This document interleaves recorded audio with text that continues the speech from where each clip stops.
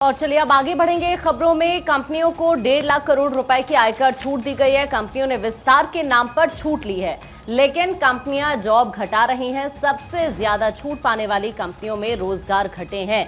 तो आपको बता दें, ये एक अहम जानकारी निकलकर सामने आ रही है। अलग अलग कंपनीज के जो डेटा निकलकर सामने आए उसके मुताबिक आपको बता रहे हैं कि कंपनियों को 1.5 लाख करोड़ रुपए की आयकर छूट मिली है। और आप दूसरी तरफ अगर आप देखेंगे, अगर जॉब्स के हिसाब से आप देखें तो जॉब्स लगातार घट रही है।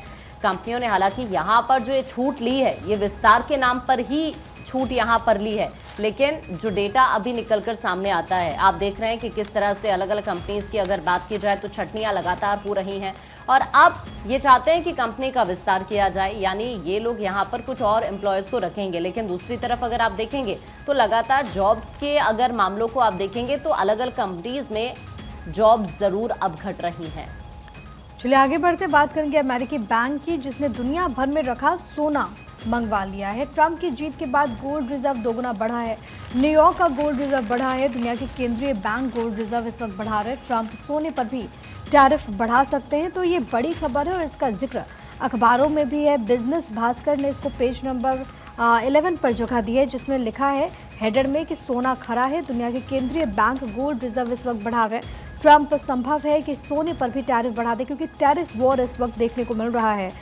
खबर यह है कि लंदन के थ्रेड नीडल स्ट्रीट के नीचे दुनिया का सबसे बड़ा गोल्ड रिजर्व है। यहाँ बैंक ऑफ इंग्लैंड की तिजोरियों में 22 लाख करोड़ रुपए का सोना जमा है। दुनिया भर के केंद्रीय बैंक और बड़े कारोबारी यहाँ पर अपना सोना रखते हैं, लेकिन अमेरिकी बैंक अब अपना सोना यहाँ से निकालकर न्यूयॉर्क मंगवा रहे हैं। दरअसल आशंका बढ़ रही है कि ट्रंप सोने पर भी आयात शुल्क बढ़ा सकते हैं। पिछले कुछ महीने में अनुमानित तौर पर 8,000 सोने की छड़ें न्यूयॉर्क ले जाई गई हैं, जो कि बैंक ऑफ इंग्लैंड के कुल स्टॉक का 2% है। नवंबर में ट्रंप की जीत के बाद से न्यूयॉर्क के कमोडिटी एक्सचेंज में गोल्ड रिजर्व 17.5 मिलियन ट्रॉय ऑन्स से दुगना होकर के अब 34 मिलियन ट्रॉय ऑन्स पहुंच गया। बैंक ऑफ इंग्लैंड के डेप्यूटी गवर्नर सर डेव रामेस्टेन ने कहा कि हमने मांग में वृद्धि देखी है, क्योंकि कारोबारी लंदन और न्यूयॉर्क के बीच कीमतों में अंतर का फ़ायदा उठाना चाहते हैं। तो इसका बाकायदा पूरा विवरण है दैनिक भास्कर में, और इसमें इस बात का जिक्र है कि आखिरकार क्या कारण है। और ये भी कहा गया कि संभवतः इसमें सोने पर भी टैरिफ बढ़ाया जा सकता है, और इसी को लेकर के ये फैसला लिया गया है। यूएस में बढ़ती महंगाई, रेट कट की उम्मीद में भी गोल्ड में तेज़ी देखने को मिल रही है। तो तमाम बातें हैं जो कि कहीं ना कहीं निर्णायक साबित हो रही हैं इस पूरे मामले को देखते हुए।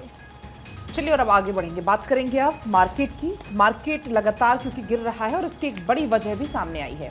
5 साल की सबसे खराब तिमाही निफ्टी 50 का लाभ 5% ही बढ़ा है, क्योंकि लगातार अभी हम देख रहे हैं जिस तरीके से मार्केट में गिरावट दर्ज हो रही है। और इसकी एक कहीं ना कहीं बड़ी वजह यही है कि 5 साल की सबसे खराब तिमाही ये है।